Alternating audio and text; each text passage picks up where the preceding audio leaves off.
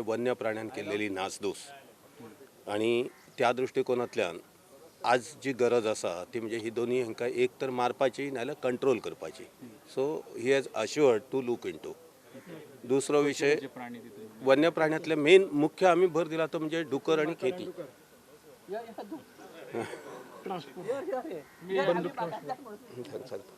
डुकर खेती ह्या दोन प्राण्यांच्या आणि त्यांच्या केलेली नासधूस हो एक विषय. दुसरो म्हणजे लायसन्स.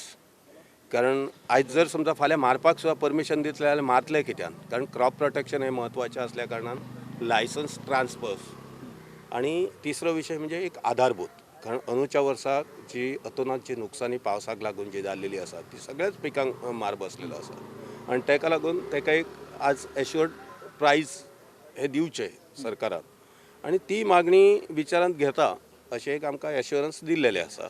आतां फुडलो जो मदलो जो टायम जो आसा आमी तांकांय वेळ दिवंक जाय आणि निदान ह्या येणाऱ्या अधिवेशना पर्यंत तरी हे प्रश्न मार्गी लागचे अशी एक आमी आशा करतात. Specific that I look into. या it is not transferred from father to सन.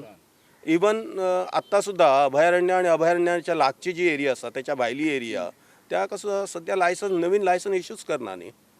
ताका लागून ती दिवची. तेचेरय तेंच्यांनी सांगलां आपण पूर्ण माहिती घेवन तेचेर एक्शन घेता म्हणून.